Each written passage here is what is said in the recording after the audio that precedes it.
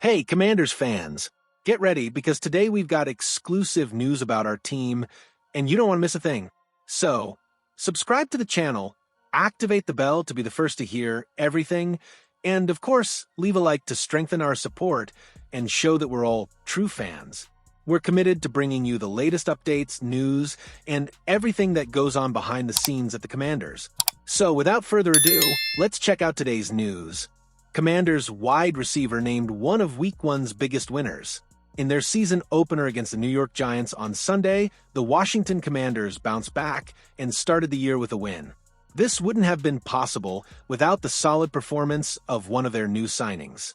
After their solid 2024 playoff run, the Commanders quickly began building the talent pool around their top prospect, quarterback Jayden Daniels.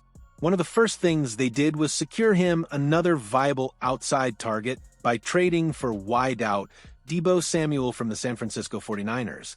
Entering this new phase of his career, Samuel had a lot to prove. He'd faced a lot of criticism in recent months for a variety of reasons. For starters, he was coming off a down year. He also faced criticism for appearing out of shape during mandatory minicamp. In Washington's 21-6 victory over the Giants, Samuel quieted his critics and showed the Commanders that he was capable of elevating their offense. Commanders W.R. Deebo Samuel, named as Week 1 winner, Samuel led the Commanders in receiving yards in his debut with 77 on 7 receptions. He also demonstrated his versatility by lining up in the backfield and running 19 yards for a touchdown.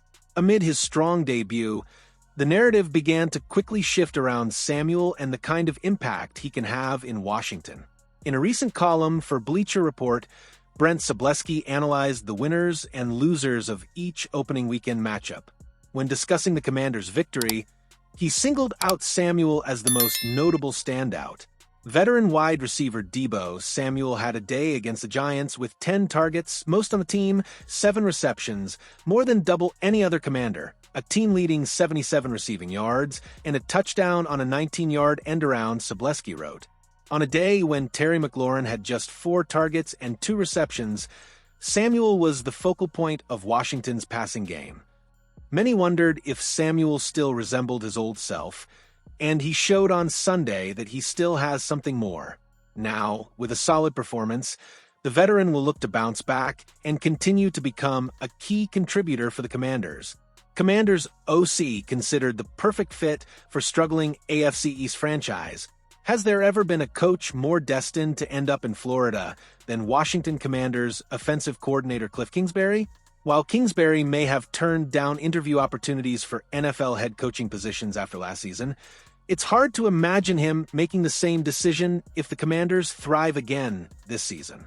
Add to that what seems like another near-certain outcome, Miami Dolphins head coach Mike McDaniel eventually being fired, and you can see how Kingsbury could be the perfect fit as Miami's next head coach.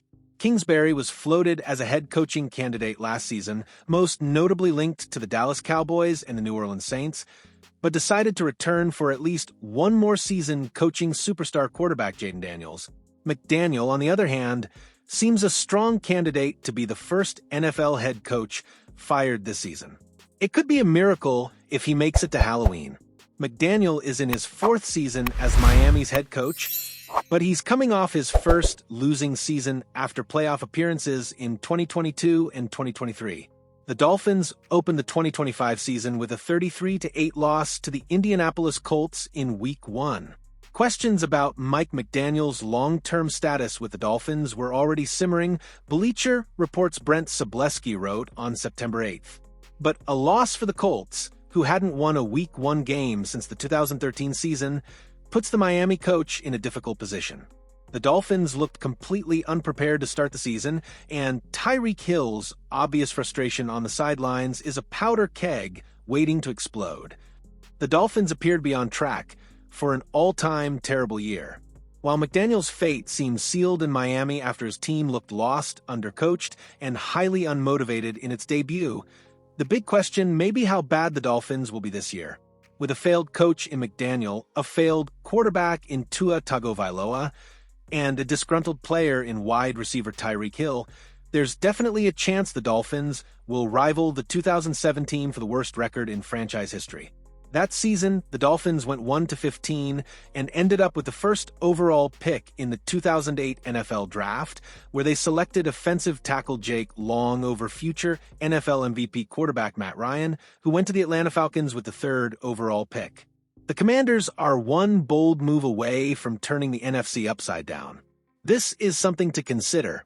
The Washington Commanders watched the Philadelphia Eagles sign veteran edge rusher Zadarius Smith after the regular season opener against the Dallas Cowboys.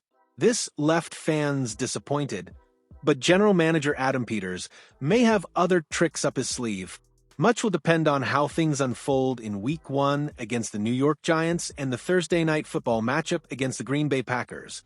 The brief pause would be a good time to implement changes if necessary, and Peters won't hesitate to act if he thinks it could benefit the franchise.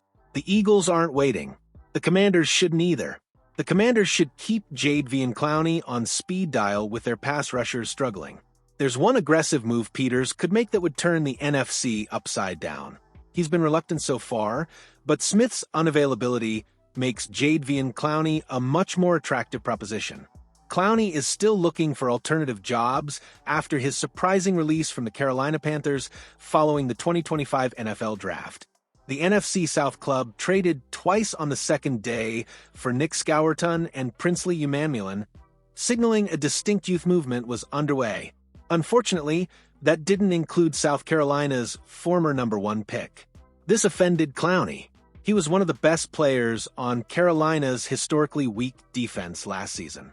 He's a solid pass rusher and an exceptional force against the run. The Panthers felt the savings were too tempting to ignore, but his comments after being cut left no doubt that there's still plenty of good football to come. No one has taken Clowney's bait yet. He may be looking for the right person who just hasn't come along yet. But if the Commanders were to call him up, the seasoned pro would likely jump at the chance to join this ambitious project. It remains to be seen whether the Commanders are looking for more top-end help.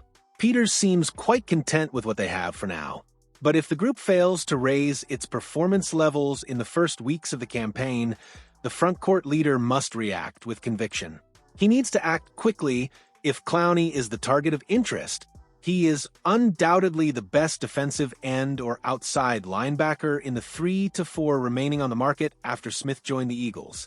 This won't go unnoticed by other potential suitors who need more or suffer injuries along the way. The Commanders have the money to make a decent offer to Clowney. They're also in win-now mode, so the benefits far outweigh the negatives if the others don't hold up their end of the bargain.